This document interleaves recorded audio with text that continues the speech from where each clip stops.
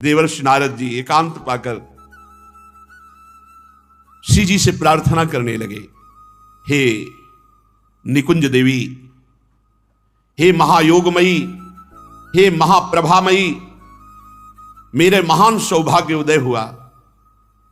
जीवन भर हरि नाम कीर्तन किया, हरि भक्ति की, उसका फल मिला कि आपके दर्शन हो गए। तुम मेरे दृष्टि पथ में आई रासेश्वरी। हे देवी, ये तुम्हारे दिव्यंग अत्यंत मोहन हैं, इनसे प्रेम का माधुर्य निर्झर झर रहा है, रसानंद का सृजन हो रहा मेरे हृदय में। मैं अनंत काल तक भगवदानंद में डूबा रहने पर भी जो रस नहीं मिला वो आज आपके दर्शन से प्राप्त हो रहा है। हे निकुंज देवी, तुम नेत्र मूंदे हुए हो फिर भी सुख की वर्षा कर रही हो। हे देवी, तुम ही ब्रह्म हो, तुम ही सच्चिदानंद, ब्रह्म के सत अंश स्थित संदनी शक्ति की चरम परिणति करने वाली विशुद्ध सत्वमयी, तुम संबित शक्ति, संबित की चरम परिणति, विद्यात्मिका पराशक्ति, ज्ञान शक्ति, आनंद अंश की लादनी शक्ति, लादनी की चरम परिणति, महाभाव स्वरूपा, आश्चर्य वैभवमयी, ये सब तुम्हारी एक कला का, तुम्हारी संपूर्णता का ज्ञान तो भगवान रुद्र को भी, योगींद्र गणों को भी, मुनीन्द्र गणों को भी तुम्हें ध्यान पथ में नहीं ला सकते। मेरी बुद्धि ये कह रही कि सब तुम्हारे अंश मात्र जितनी शक्तियां हैं, श्री कृष्ण चंद्र को अधीन करने वाली उनकी प्राणेश्वरी श्री राधा तुम ही हो। अब मुझे कोई संशय नहीं रहा। ओह, क्या ऐसा हो सकता है? हे श्री जी, मैं आपके उस विश्वमोहन किशोर अवस्था के रूप को देखना चाहता हूं जिसे देखकर श्री कृष्ण अधीन हो जाते हैं। नारद जी का कंठ भराया और वो रुदन करने लगे। हैं श्री जी ऐसी, केवल आनंद में रोते रहो।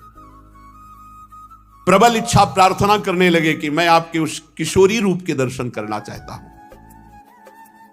श्री जी के किशोरी रूप देखने की प्रबल उत्कंठा बढ़ती गई। अब बारंबार प्रणाम करना शुरू किया देवर्षि नारद जी और प्रार्थना किया। नारद के अंतर हृदय में मानो श्री किशोरी जी के दर्शन के लिए इतनी विरहाग्नि प्रकट हुई, प्रबल। इतने में ही दृष्टि पड़ी तो देखा श्री ललिता जू, विशाखा जू, चंपक लता जू, चित्रा जू, तुंग विद्या जू, इंद्रलेखा जू, रंग देवी जू, सुदेवी जू, अष्ट सहचरियां प्रकट हो गई। और वो नौ किशोरी रूप सहचरियां, जे ही सखियों को देखा देवर्षि नारद जी ने एक दिव्य ज्योति मध्य में, देवर्षि नारद अभी देख भी नहीं पाए कि मूर्छित हो गए। श्री जी का चरणामृत देवर्षि नारद जी के मुख में डाला। जानते हो नौ किशोरी के दर्शन का अधिकार कैसे प्राप्त हुआ? ब्रजरज का सेवन, लालजू के उत्सव में सम्मिलित होना, ब्रजवासियों के दरवाजे पर जाना, लौटना, रज लगाना, उससे वृषभानु भवन का दर्शन और वहां अष्ट सहचरियों के दर्शन और श्री जी के चरणामृत से श्री जी के देखने की सामर्थ्य नारद जी को आई।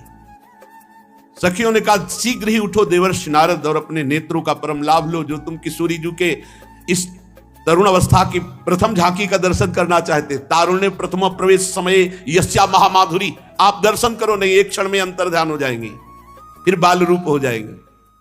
नारद जी ने जो श्री जी का वो स्वरूप देखा, बार बार चरणों में लौट रहे हैं। जय कृष्ण मनोहारिणी, जय वृंदावन प्रिय, जय भ्रूभंग ललित, जय वेणुरवाकुल, जय वर्ह कृतोत्तंश, जय गोपी विमोहन, जय कुमकुम लिप्तांग, जय रत्न विभूषण। इसी समय दृश्य बदला और नारद जी ने फिर देखा कि पालने पे लाडली जो कुछ क्षण के लिए, जो कुछ क्षण के लिए देवर्षि नारद जी के सामने प्रकट हुई लाडली, उनकी आठों पैर सेवा का सौभाग्य। सोचो, जो यहां पीछे वर्णन किए कि आपका जो स्वरूप है वो इन बड़े बड़े के ध्यान में आने वाला नहीं है। कलयाश्चर्य विभवे ब्रह्म रुद्रादि दुर्गमे योगींद्राणाम ध्यान पथम न तम स्पृशसि कदाचित्। योगींद्राणाम ध्यान पथम न तम स्पृशसि कदाचित्। वो किशोरी रूप एक क्षण के लिए देवर्षि नारद जी के सामने प्रकट हुआ। सब सखियां अंतर ध्यान, किशोरी जी का वो रूप अंतर ध्यान, और छोटी सी लाडली श्री राधा जी का जब वो रूप अंतर ध्यान हो गया, पालने वाली लाडली जी के दर्शन, आवाज दी वृषभानु जी को। वृषभानु जी आए। द्वार पर खड़े वृषभानु जी प्रतीक्षा कर रहे थे। नारद जी ने जब आवाज दिया तो अश्रुपूरित कंठ से देवर्षि नारद जी को देखा। वृषभानु जी ने पूछा कि आपकी, बोले इस बालिका का प्रभाव और स्वभाव ही ऐसा है, ये जो मेरी दशा है इस बालिका का स्वभाव और प्रभाव है, तुम्हारे भाग्य की सीमा नहीं। वृषभानु जी जहां इनके चरण अंकित हैं वहां लक्ष्मी सहित भगवान नारायण सदैव विराजमान रहते हैं। नारद जी ने कहा। नारद जी विकल हैं, वीणा में बार बार राधा राधा राधा। आश्चर्य कि श्री जी ने अभी तक नेत्र नहीं खोले थे। जब देवर्षि नारद जी ने उच्चारण किया, जय कृष्ण मनोहारिणी, जय वृंदावन प्रिय, जय भ्रुभंग ललित, जय वेणु रवाकुल, जय वर्ह क्रतुतंस, जय गोपी विमोहन, जय कुमकुमा लिप्तांग, जय रत्न विभूषण। श्री कृष्ण नाम सुनते ही लाडली जो ने आंख खोली। लाडली जो ने आंख खोला प्रीतम का जस सुन करके। जो लाडली जी का प्राण प्रिय है उसी का यश सुन करके वृषभानु जी को लगा कि ये अनुष्ठान एकांत में कर रहे थे, तभी मेरी लाडली जी ने नेत्र खोला। नारद जी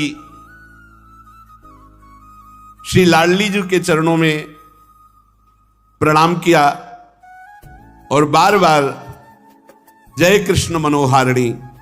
तो लाडली जी मुस्कुरा देते, नेत्र खोल दिए, मुस्कुरा दिए।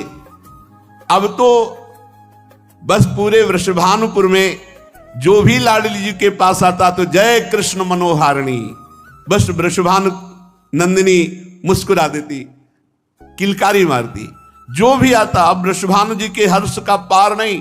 श्री लाडली जी ने आंख खोल दी, मुस्कुरा रही। जो भी लाडली जी के समीप आता तो बस जय कृष्ण मनोहारिणी, जय कृष्ण मनोहारिणी। देवर्षि नारद जी गए, ब्रज के समस्त ब्राह्मणों को बुला करके पुरुष सूक्त का गान श्री वृषभानु जी करा रहे। अपने लोग भी पुरुष सूक्त का गान करते हैं। ब्रजवासी ब्राह्मण जन आकर वेद पाठ कर रहे हैं। आप समस्त ब्रजवासी जन भेंट ले लेकर के बाबा के यहां पधारे, प्रियाजू पधारे और फिर सब उत्सव मनाते हैं, बधाइयां गाते हैं श्री जी के, लाडली जू के प्रादुर्भाव के महामहोत्सव की। और इसका फल होगा कि हम सबको लाडली जू के नाम में और लाडली जू के चरणों में आसक्ति हो जाए। जिह्वा पे राधा राधा नाम हो और हृदय में गोरे चरणारविंद की टसक हो।